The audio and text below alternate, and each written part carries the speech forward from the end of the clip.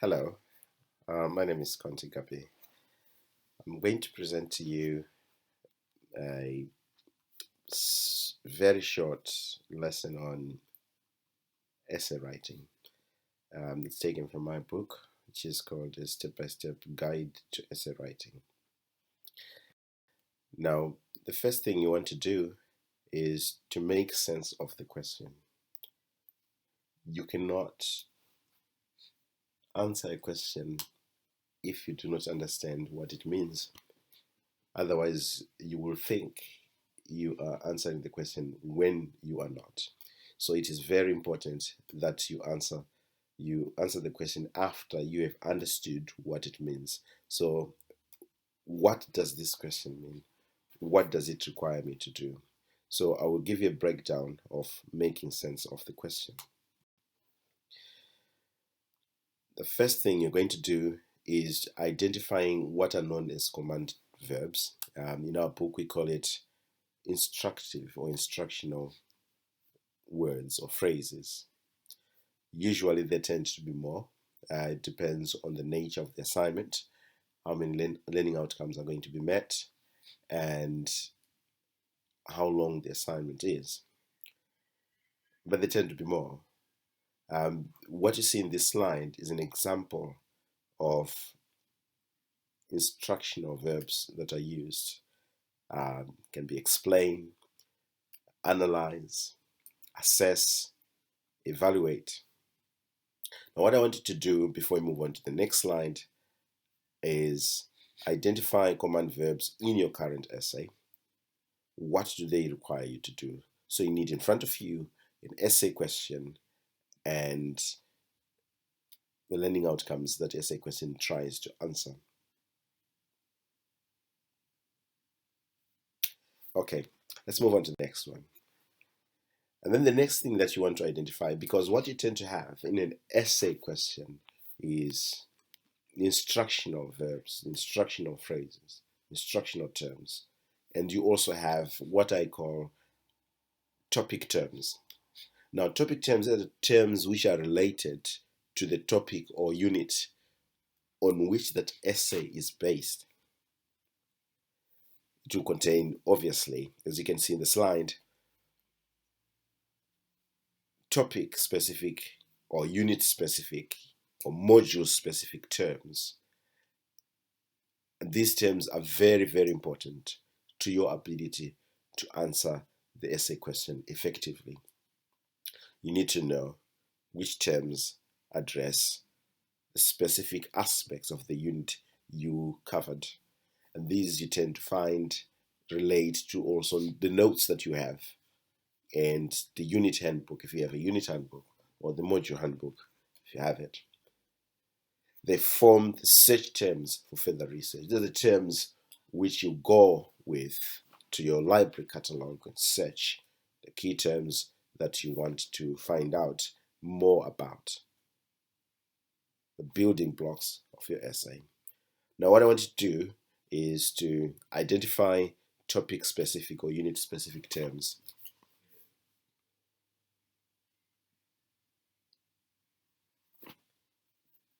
Okay, so I hope you've either highlighted or underlined the topic specific terms.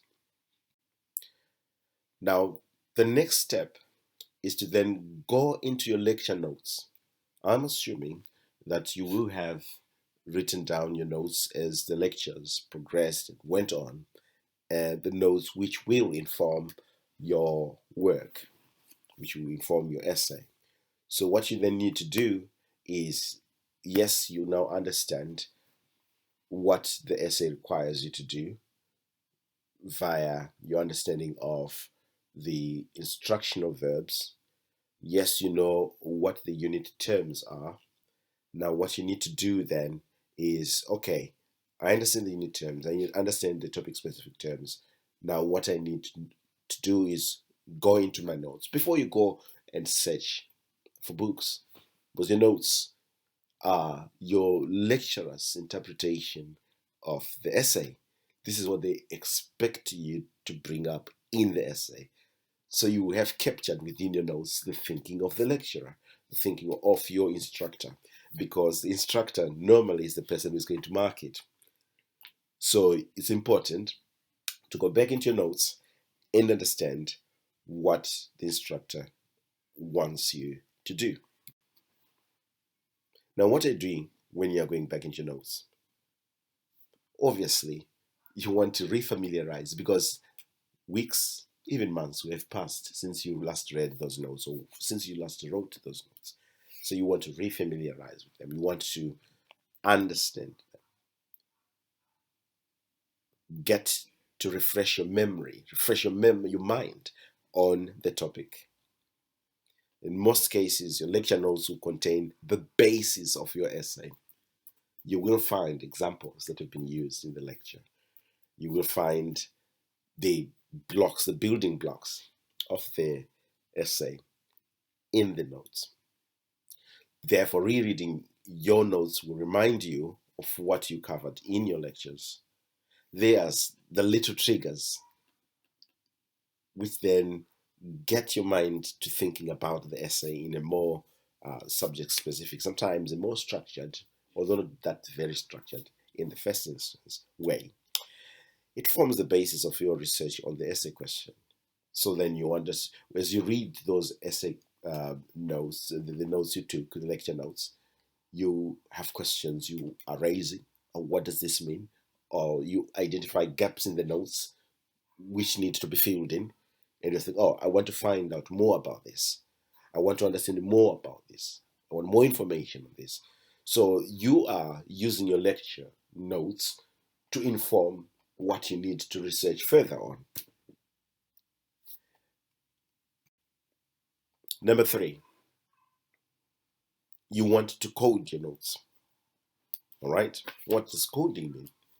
It's a simple, in simple terms, you are looking at, okay, if you are looking at, for example, factors affecting crime among children and young people, you may have a range of factors. For example, poverty, you may have socio-economic status, obviously is linked to poverty.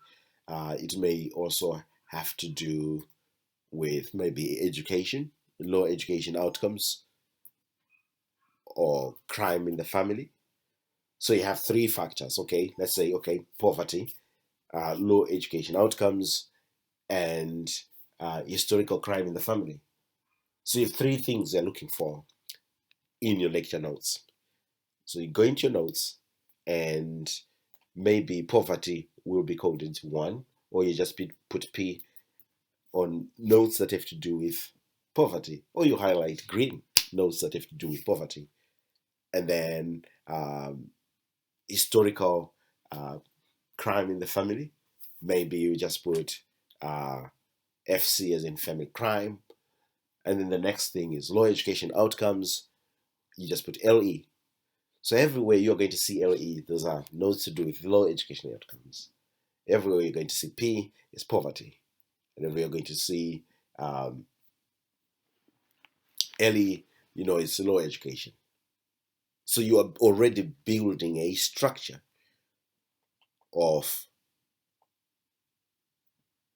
your essay, but you do not know yet which one is going to be paragraph 1, paragraph 2, and so on.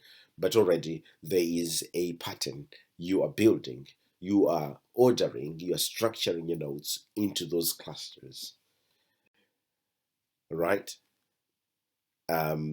So those are what we are calling themes as well, right? Because in most cases, notes are not organized according to your essay question. They are organized probably according to how the lessons were planned. So you are now theming, you are putting themes on those notes, right? Family crime, causes of crime, effects of crime. Those are the themes you're coming up with. Prevention of crime. So you are ordering, recoding into themes. Okay, you can use color, using highlighters, you can use numbers, right? So as a task, you may want to begin to theme your notes.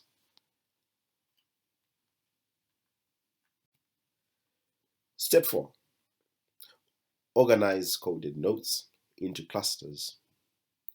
Now, what are we talking about?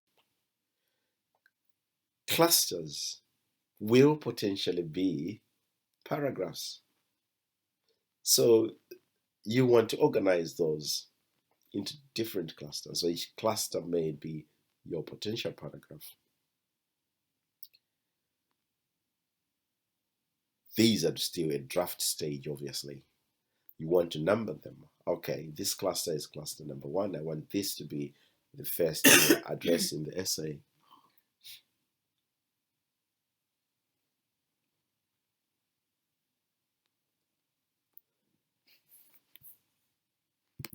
So organizing your clusters is not something you do once.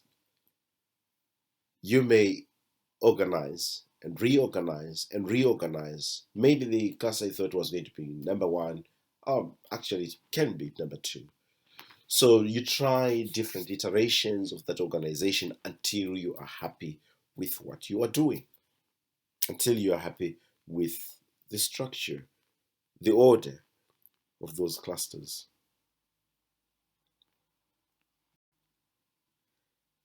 Number 5, against each cluster, you then want to write a descriptive sentence. What is this cluster about?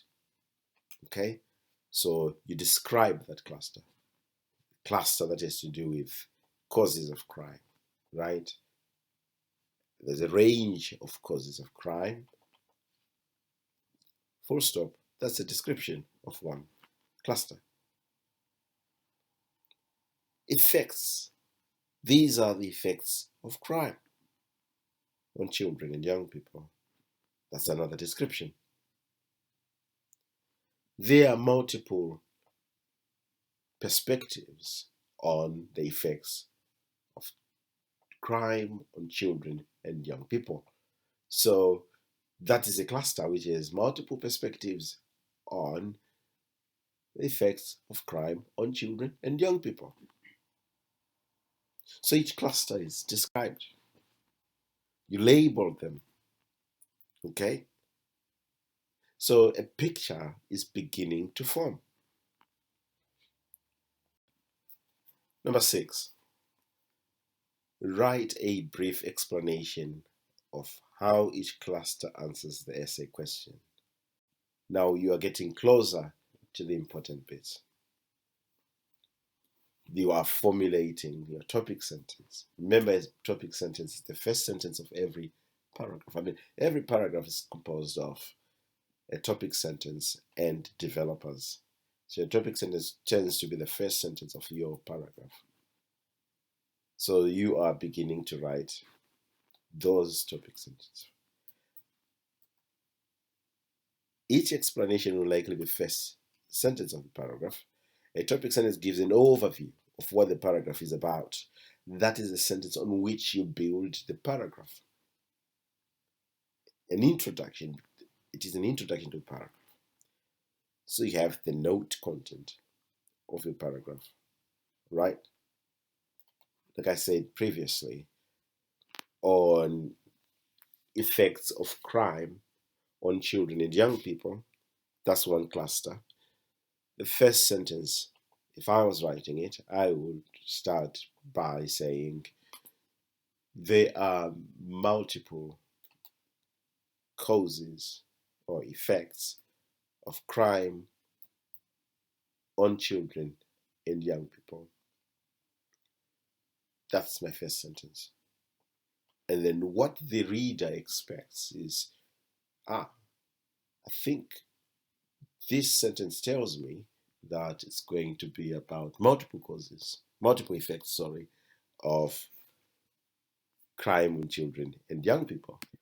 So already your reader expects that paragraph to be about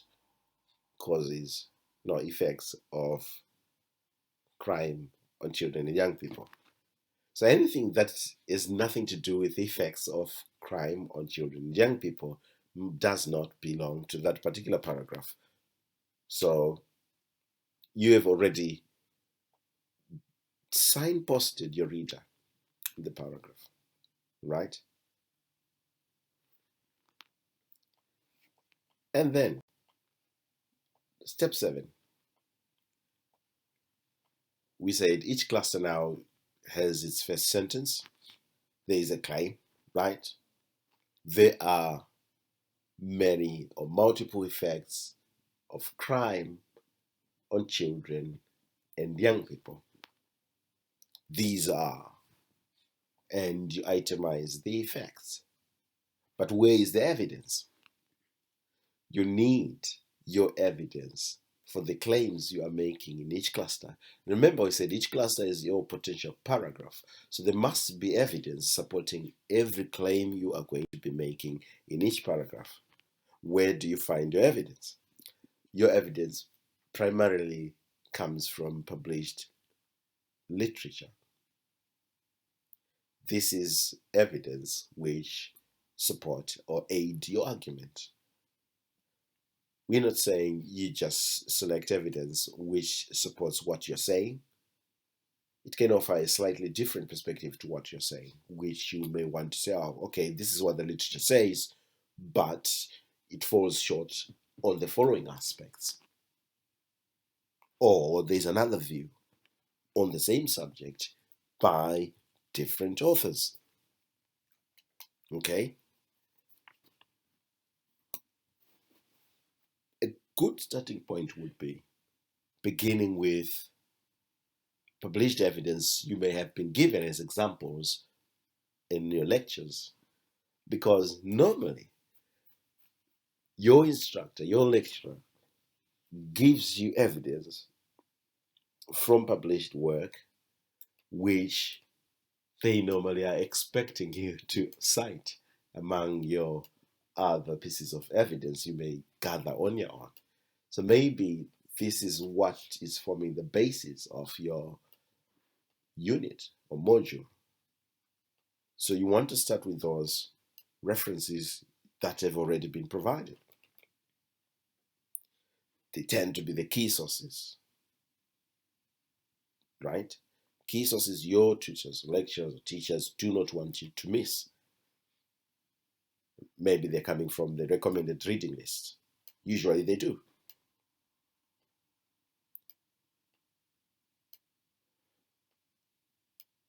It is acceptable, however, to have, say, one reference cited in more than one cluster. It's okay. But you need to also vary your references, because over relying on one source can lead to bias in your arguments. And you do not want that to happen, because then you'll be told that your arguments are not balanced.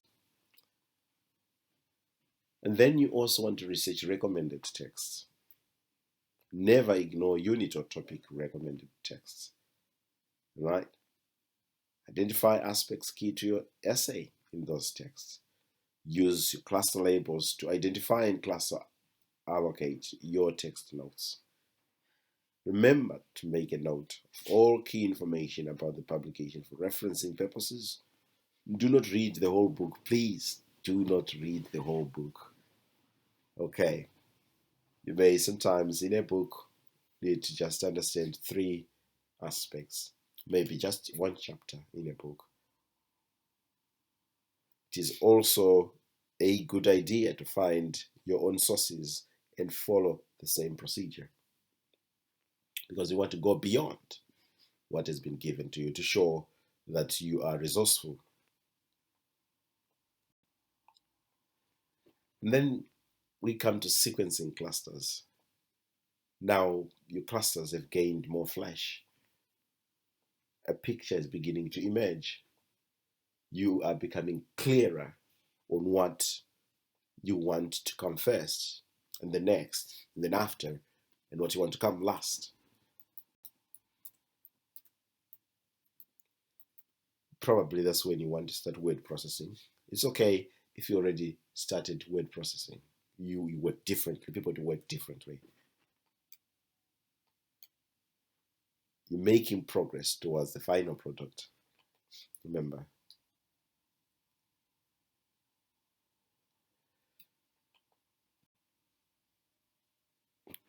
And then, because you've already word processed, I'm assuming, it's easier to move around paragraphs until you're satisfied.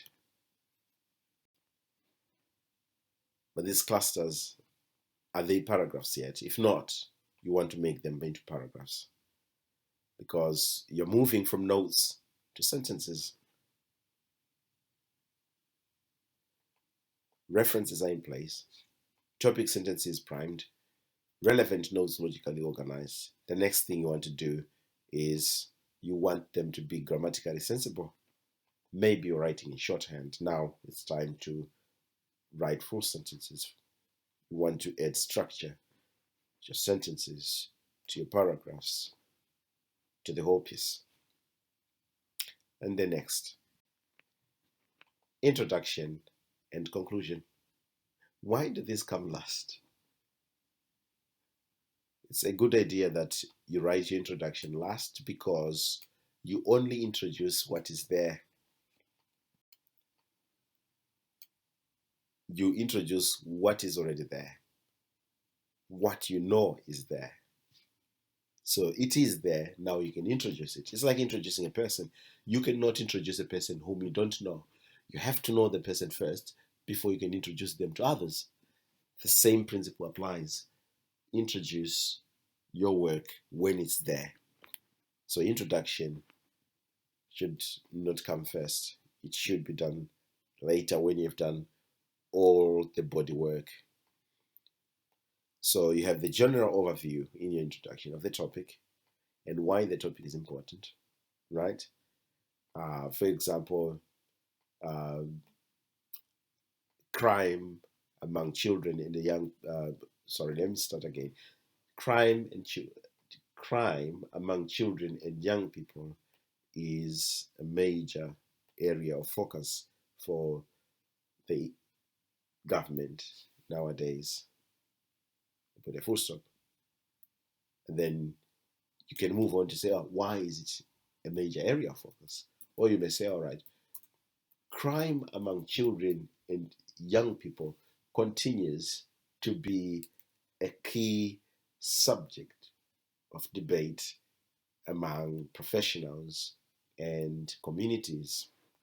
It's another way of doing it.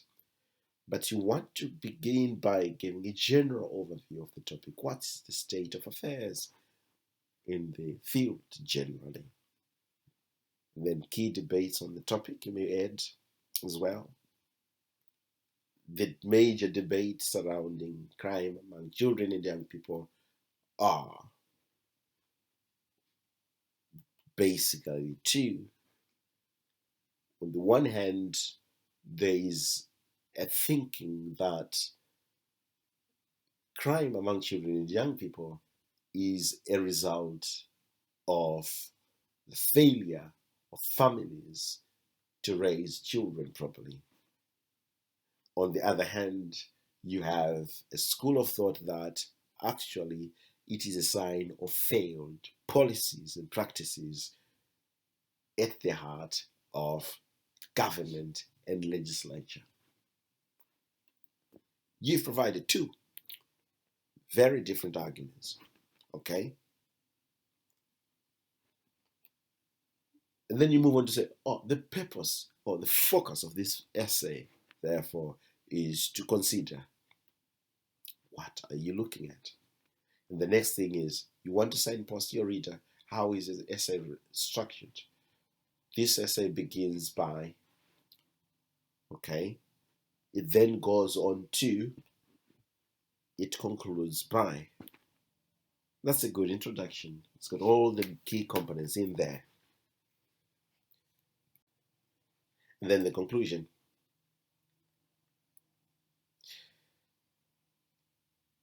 You want to remind the reader of the main arguments. All right? So what do?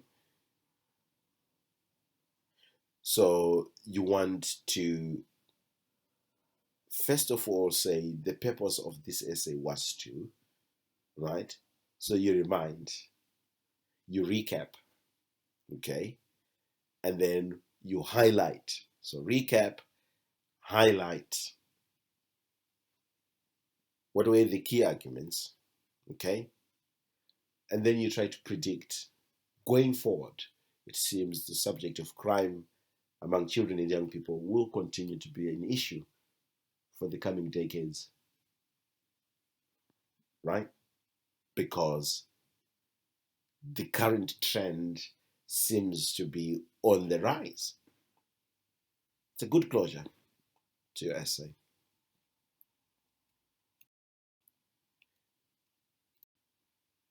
Now, what have we done? We've gone through 10 steps to essay writing.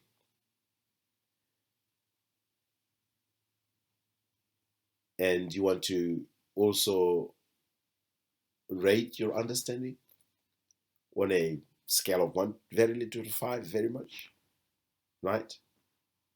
How much do you understand about essay writing as a result of this presentation? And what do you need to develop further to be good at essay writing? Thank you very much for listening. I look forward to being with you again in my next session. Goodbye.